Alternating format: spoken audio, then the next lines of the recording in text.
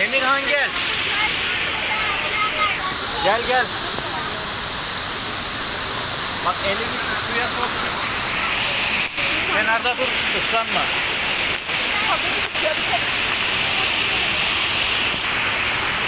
Ay Emirhan.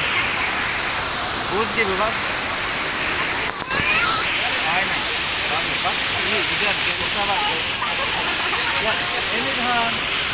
Hadi dur suya eline sokun. Bir şey olmaz. Bir şey olmaz. Emirhan bak. Aa bak. Bak Emirhan. Hadi. Emirhan. Hadi. Hadi oğlum. He öyle değil otur. Otur. Otur bak. Elini sok.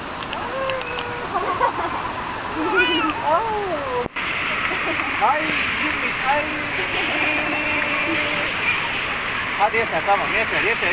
Ördek. Yeter. Mesela geldiğinde süt içecek içtik birer tane böyle. 100 liradan hadi. Evet bak abi.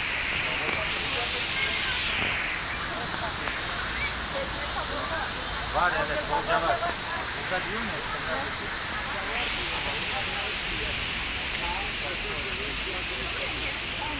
Evet. Gel. Yok sesin duymamı atıyor. Burada da gel üzerine gel. Gerçekten.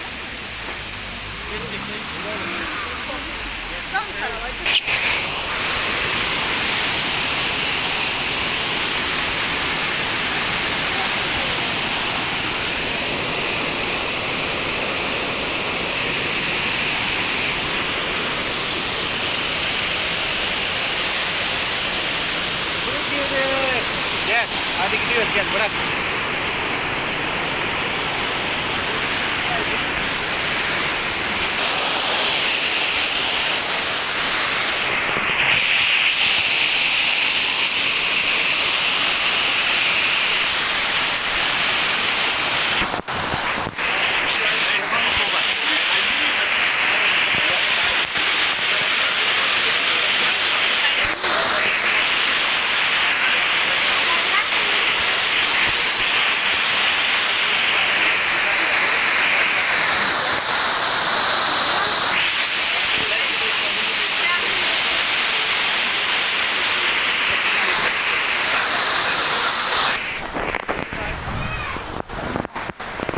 Yerim lan.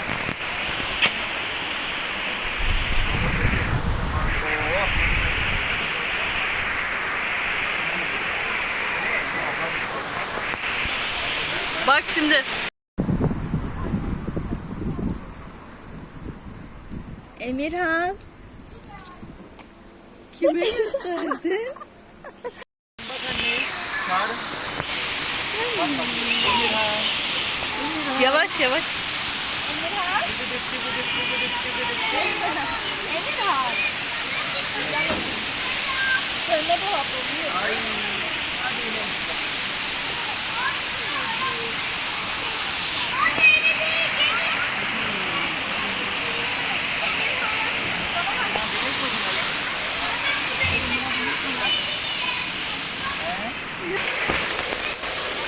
Emirhan.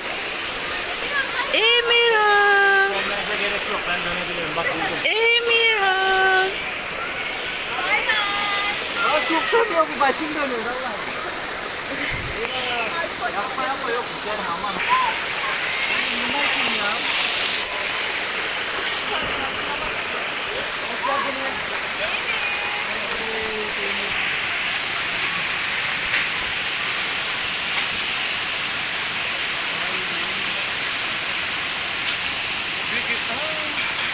Balıklar bak kırmızı balık gölde kıvrıla yüzüyor oğlum bak.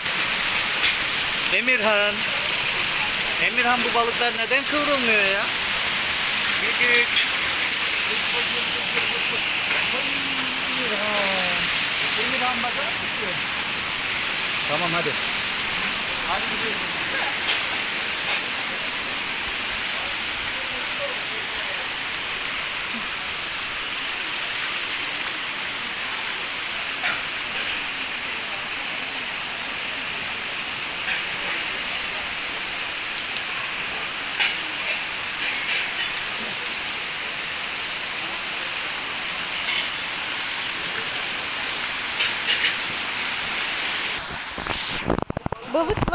varmış burada. Emirhan.